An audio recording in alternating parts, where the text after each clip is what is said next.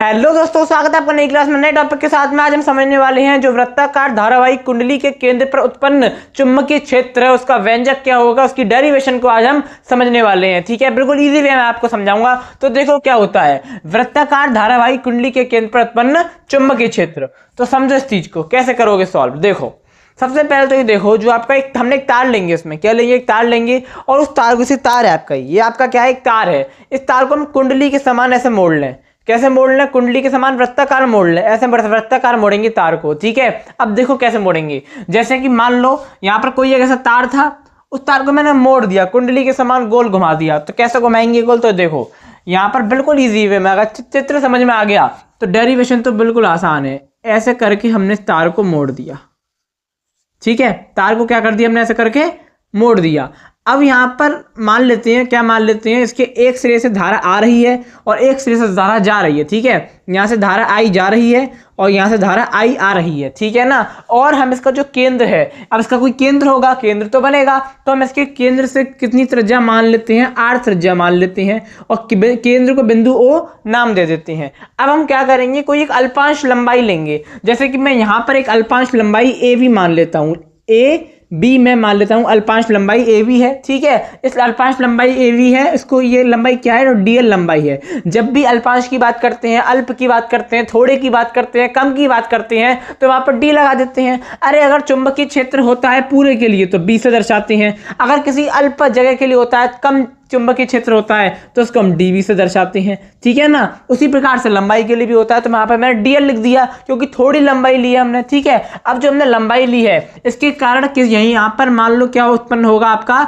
चुंबकीय क्षेत्र उत्पन्न होगा, यानी कि D है, DV होगा, यहाँ पर क्या होगा, यहाँ पर DV होगा। ठीक है, इस प्रकार से आपका चित्र बनता है। क्या बनता है, इस प्रकार से आपका चित्र बनता है। सिंपल सा चित्र। आप यहाँ पर लिखना चाहो तो लिख दोगे। क्या लिख दोगे आप, माना एक तार को मोड़कर, मैंने वही तो बताया, माना एक तार है, इसको मोड़कर इसकी त्रिज्या कितनी बना ली, यहाँ से हमने यहाँ तक R त्रिज्या बना ली। तो हमने क्या किया, माना एक तार को मोड़कर R त्रिज्या की एक वृत्ताकार कुंडली बनाई जाती है। कितनी त्रिज्या की, R त्रिज्या की। कैसी कुंडली, वृत्ताकार कुंडली बनाई जाती है जिसका अल्पांश भाग DL है, जिसका अल्पांश भाग कितना है, DL है। ठीक है ना, अल्पांश लंबाई द्वारा उत्पन्न चुंबकीय क्षेत्र क्या होगा। अब हमें यह बताना है, हमें पता है इसकी अल्पांश लंबाई DL है, लेकिन अल्पांश लंबाई के कारण जो उत्पन्न चुंबकीय क्षेत्र है वो क्या होगा, वही तो हमें पता करना है। तो आ जाओ पता करते हैं। अब आपने पढ़ा है, क्या पढ़ा है, B = होता है μ0/4π, लेकिन हम अल्पांश के लिए लेंगे तो क्या लगा देंगे, DV μ0/4π IDL sin θ/r²। अब आप कहोगे देखा देखा लग रहा है। हाँ, देखा देखा लग रहा होगा, आपने ये बायो-सेवर्ट के नियम के अंदर पढ़ा है।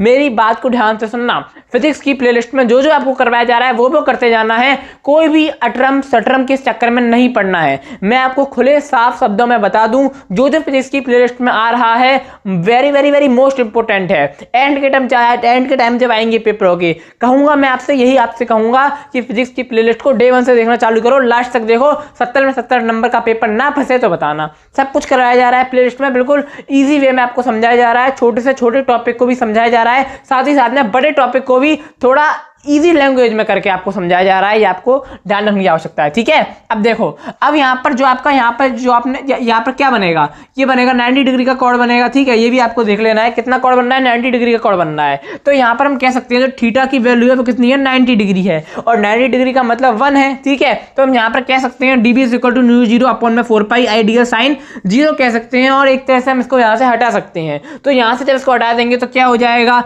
यहाँ पर आ जाएगा DV = μ0/4π IDL r² आ जाएगा कि नहीं आ जाएगा। अब आप कहोगे ये कहां से आया, तो ये बायो-सेवर्ट के नियम से आया। आपने अगर नहीं देखा है प्लेलिस्ट को, तो कहीं ना कहीं चीजों को मिस किया है, और देखा है तो चीजें हलवा लग रही होंगी आपको। बताओ कमेंट करके समझ में आ रहा है कि नहीं आ रहा। बिल्कुल इजी वे में आपको समझाने का प्रयास कर रहा हूं, जितना हो पा रहा है उससे भी ज्यादा समझाने का प्रयास कर रहा हूं। ठीक है, अब हम क्या करेंगे, संपूर्ण तार द्वारा O पर चुंबकीय क्षेत्र देखेंगे। अब संपूर्ण तार के लिए देखेंगे तो समाकलन का प्रयोग करेंगे। संपूर्ण तार के लिए देखेंगे तो B समाकलन न्यू जीरो अपॉन में 4 pi I D L R square कर दिया। कुछ अंतर किया क्या? कुछ नहीं किया, यहाँ पर बस समाकलन लगा दिया, यहाँ पर बस समाकलन लगा दिया। समाकलन लगाने के बाद क्या करेंगे, अब यहाँ से कॉमन को एक तरफ ले लेंगे, तो यहाँ पर b is equal to mu zero upon में 4 पाई आई अपॉन में आर स्क्वायर आ जाएगा। डीएल आपका समाकलन के उधर चला जाएगा। और आप ये जानते हो कि जो आपका डीएल होता है, डीएल ठीक है, किसके लिए देख रहे हैं? गोले के लिए देख रहे हैं, तो यहाँ पर क्या हो जाएगा, 2 पाई आर आ जाएगा। जो डीएल की वैल्यू है वो कितनी होगी, 2 पाई आर होगी। और जब आप डीएल की जगह पे 2 पाई आर लिखोगे तो यहाँ पर आप लिख दोगे, तो यहाँ पर क्या आ जाएगा, यहाँ पर 2 पाई से 2 पाई कट 4 पाई कट जाएगा, 2 दूनी 4 कट जाएगा, ठीक है। तो यहाँ पर क्या रह जाएगा आपका, 2 दूनी 4 ही कट गया, और आपका आर है, एक आर से एक आर कट गया, ठीक है। तो यहाँ पर रह क्या गया, तो यहाँ पर रह गया b is equal to mu zero I upon में गया, ठीक है ना। अगर समझ में, अरे देख लो एक बार, लो समझ में नहीं आ रहा होगा ना, ये देखो,